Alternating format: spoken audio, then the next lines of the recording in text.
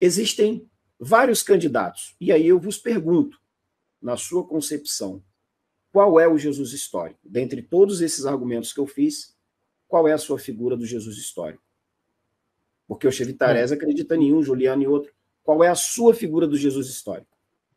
A minha figura do Jesus histórico, eu começo a me basear nas fontes primárias, já trazida por você, e de cara, com essas fontes que eu li também, né, no caso, que já citei aqui, do Rezaslan, Bate Hermas, o Crozam e o próprio Chevistarese, foi através do Chevistarese que eu conheci o Dom Dominique Crozam, que as fontes primárias elas têm mais robustez, elas têm mais robustez em comparação com outros elementos históricos que foram registrados tardiamente. Por exemplo, na obra Jesus Cristo Existiu ou Não, o Hermas diz que o Alexandre Magno, a sua biografia só foi confeccionada 6 séculos depois do seu falecimento e sepultamento. 6 séculos depois. E sobre Jesus nós temos um espaço muito curto de tempo, o que estremece essa questão da dúvida.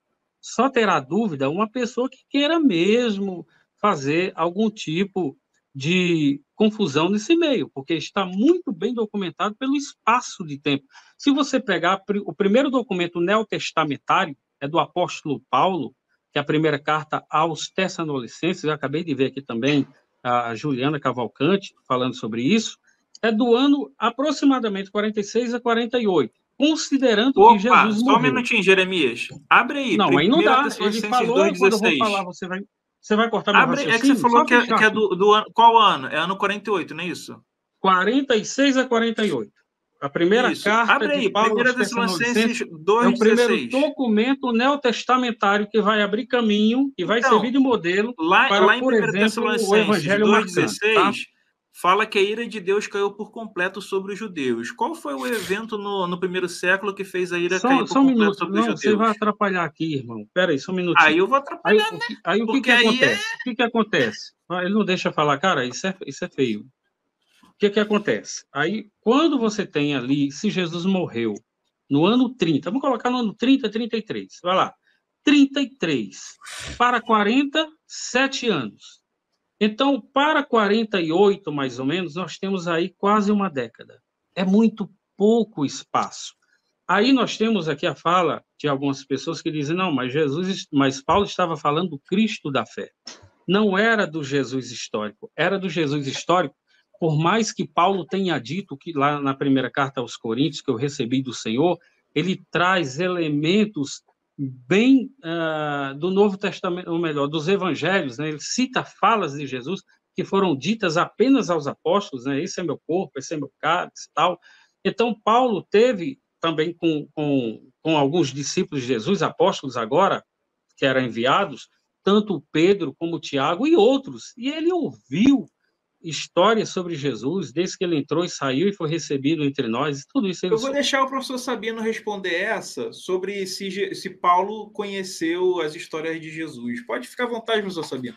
Só não estraga o velório, tá? Não, só na fala, ou na sua fala, Jeremias, é assim, ó. Se nós pegarmos o que Paulo diz a respeito do seu evangelho, segundo o relato de Atos, ele teve contato com os apóstolos.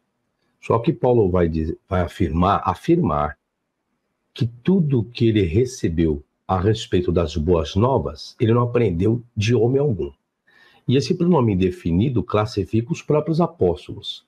E quando você fala que Paulo, a sua carta aos Coríntios, lá o capítulo 11, fazer isso em memória de mim, isso está registrado apenas no Evangelho de Lucas. Mateus, Marcos e João não relatam isso na última Páscoa. Aí eu pergunto, então existe uma contradição de Paulo. Se Paulo diz que o seu evangelho foi por revelação de Jesus Cristo, aí você me afirma que Paulo, ele fez uso de oralidade dos apóstolos, então Paulo está em contradição. Concorda comigo ou não? Não concordo. Não? Eu vou dizer por quê. Existia uma tradição muito forte chamada de tradição oral, que eu já citei aqui também, chamada de polifonia, processos polifônicos, que são vozes que se multiplicam. E essas vozes encontram seus interlocutores. E Paulo não está isolado de uma sociedade. Se Paulo disse que eu não aprendi de homem algum, a gente precisa analisar com calma em que contexto ele quis dizer isso. Porque João também fala, filhinhos, vós tendes a unção do Espírito e não necessitais de ninguém que vos ensine. Porque o santo que é em vós ensina tudo. Peraí, não é... Em que contexto ele quis dizer isso? Então, a revelação de Paulo, só fazendo intertexto com essa fala de João, que casou muito bem, a primeira revelação que Paulo tem desse Cristo glorificado, portanto, Cristo foi até redundante aqui, na abordagem, é a primeira revelação. Ele está com ele, recebe as revelações, um Jesus transcendente, um Jesus divino. Ele recebeu a revelação onde, Jesus divino, ele recebeu a revelação onde? Ele recebeu essa revelação, fala no livro de Gálatas, que esteve com Jesus no deserto, aprendendo por espaço de 3 anos, tal. Depois ele foi ter com os apóstolos. Ele mesmo fala isso. Depois ele foi ter com os apóstolos. Ele fala que teve no terceiro céu, não é isso? Que ele recebeu? Também. Mas aí é uma outra questão. Não foi, aí faz parte de um outro momento. As primeiras revelações, por exemplo, todos os megatemas da fé, todos os temas, como soterologia, teologia, etc. e tal, ele recebe de Cristo. Mas depois ele foi ter com os apóstolos, ele conversou com os apóstolos. Ele era discípulo de quem, Jeremias?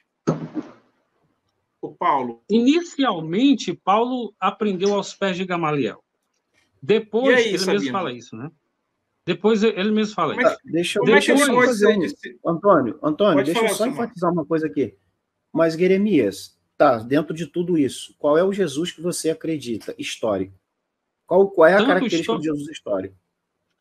Tanto histórico como Cristo da fé. Eu sei ver as duas abordagens ao mesmo tempo. Você sabe que existem dicotomias, né? Ou existem antagonismo, quer dizer.